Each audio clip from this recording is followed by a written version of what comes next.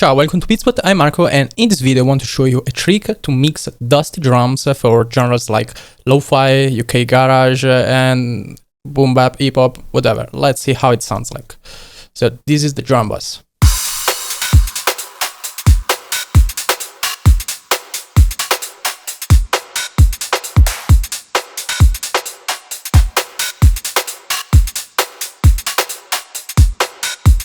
As you can see, as I turn off the rack, it sounds all clean, cold, and when I turn it on, we have some more imperfections, more alive, it sounds a bit sampled, so let's dive into the process.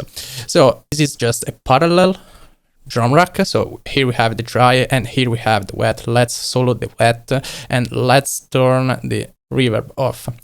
So what I did basically is using two erosions. You can use whatever noise generator effect. I use erosion because it's easy, it's within Ableton, and it sounds nice. So let's listen to how it sounds on its own.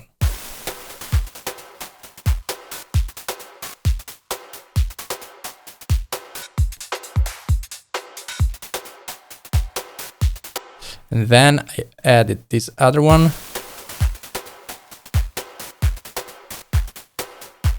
At this stage, you can be creative, you can use whatever you want, you can use multiple noise generators, just do whatever you want. This is just an example, this is just adding noise to the original source.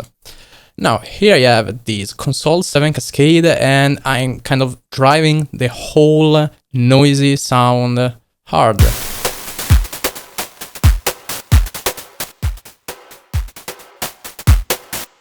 And that's because I want some more color, I want some more volume, I want some more squash, because I need to squeeze out all the noise details to later mix them carefully.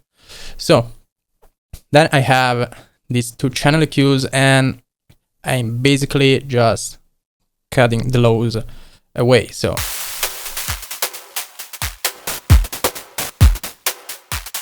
and that's because it's a texture thing. I want to just the mid-range and the high-end to sound crunchy. I don't want to affect the kick drum as much. You can affect the kick drum if you want. Some part of the transient is still affected in this example, actually. And I'm using a double channel EQ. You can use a parametric EQ. You can use whatever. You can also not use it. I prefer using it because otherwise, by adding it in parallel, you end up with too much bass and maybe also some kind of phase relationships problems. So the low end can result quite smeared and focused, so damage from all these processing. And then I have this compressor. So this is a sidechain compressor, and it's grabbing the input signal from a sidechain click that is linked to the kick. So this is basically sidechain in response to the kick drum, and that's because it sounds like this. And I have this very crunchy kick that I don't like. I want just to dampen it down a bit, but I want to keep the crunch on all the rest of the kit.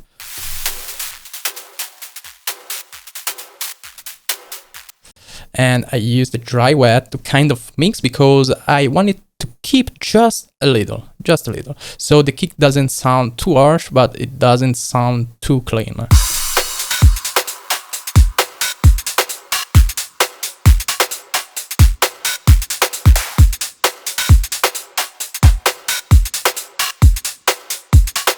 So this way is too clean.